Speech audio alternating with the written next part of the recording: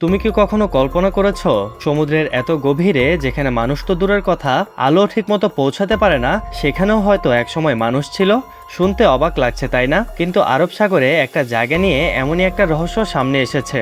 এই জায়গাটাকে বলা হয় সুবর্ণদ্বীপ। মানে নামটা শুনলেই মনে হয় যেন সোনার মতো কিছু লুকিয়ে আছে এখানে, কিন্তু আসল রহস্যটা সোনার না, এর থেকেও অনেক বড় কিছু। এখন প্রশ্ন আসে, এই জায়গাটা নিয়ে হঠাৎ এত কথা হচ্ছে কেন? কারণ কিছু গবেষক যারা সমুদ্রের গভীরে গিয়ে গবেষণা করে তারা এখানে একটা এক্সপিডিশনে যায়। এক্সপিডিশন মানে সহজভাবে বললে কোনো অজানা জায়গা খুঁজে বের করার জন্য বিশেষ মিশন। তো তারা যখন সমুদ্রের গভীরে নামতে থাকে তখন একটা অদ্ভুত জিনিস তাদের চোখে পড়ে। একটা বিশাল গর্ত, যেটা আসলে একটা ডুবো আগ্নেয়গিরির গহ্বর। আগ্নেয়গিরি মানে আমরা জানি যেখান থেকে আগুন আর গরম লাভা বের হয়, কিন্তু এখানে একটা বিষয় ঘুরে যায়। ওই গহ্বরের ভিতরে তারা এমন কিছু দেখে যা একদমই স্বাভাবিক না। তারা দেখতে পেল পাথরের মতো কিছু গঠন, কিন্তু সেগুলো এলোমেলো না, বরং দেয়ালের মতো সাজানো লাইন আর সিঁড়ির মতো ধাপ। সহজভাবে বললে এগুলো দেখতে একদম মানুষের তৈরি জিনিসের মতো। তখন প্রশ্ন আসে, 3000 মিটার পানির নিচে মানুষের তৈরি জিনিস আসবে কোথা থেকে? এটা তো সম্ভব না, তাই না? কিন্তু বিজ্ঞানীরা এখানে থেমে থাকেনি। তারা আরও গভীরে অনুসন্ধান করে, আর সেখানে তারা খুঁজে পায় কিছু চিহ্ন যেগুলো দেখতে অনেকটা লেখার মতো। কিন্তু সমস্যা হলো এই লেখাগুলো কোনো পরিচিত ভাষার সাথে মেলে না।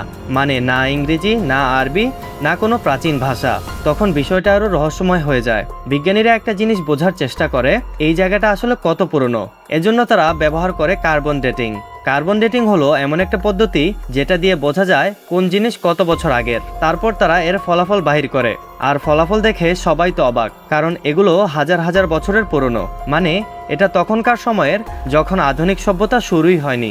এখন এখানে আসল প্রশ্নটা দাঁড়ায়, তাহলে কি এই জায়গায় আগে কোনো অজানা সভ্যতা ছিল যারা হয়তো আমাদের থেকেও অনেক আগে উন্নত কিছু তৈরি করেছিল? কিন্তু সকল প্রশ্নের সেরা প্রশ্ন হলো, তারপর তাদের কি হলো? অনেক বিজ্ঞানী মনে করে এই জায়গাটা একসময় পানির উপরে ছিল। মানে এখানে একটা দ্বীপ ছিল যেখানে মানুষ বসবাস করত। কিন্তু কোনো এক সময় বড় ধরনের প্রাকৃতিক বিপর্যয় হয়, হয়তো ভূমিকম্প বা আগ্নেয়গিরির বিস্ফোরণ, আর পুরো জায়গাটা ডুবে যায় সমুদ্রের নিচে।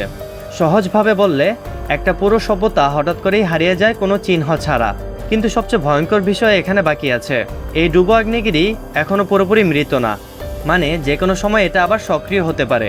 আর যদি তা হয় তাহলে ওই গহ্বরের ভেতরে থাকা সব প্রমাণ চিরতরে ধ্বংস হয়ে যেতে পারে। আর এমন হলে আমরা হয়তো কোনোদিন জানতেই পারবো না আসলে সেখানে কি ছিল, একটা হারানো সভ্যতা, নাকি এর থেকেও বড় কোনো রহস্য সেখানে লুকানো ছিল। এখন আমি তোমার কাছে একটা প্রশ্ন রাখি, তুমি কি মনে করো এটা কি সত্যি মানুষের তৈরি কোনো পুরনো শহর, নাকি আমরা এখনো পুরো সত্যটা বুঝতেই পারিনি? আর এমনই রহস্যময় ভিডিওর জন্য এখনই সাবস্ক্রাইব করো।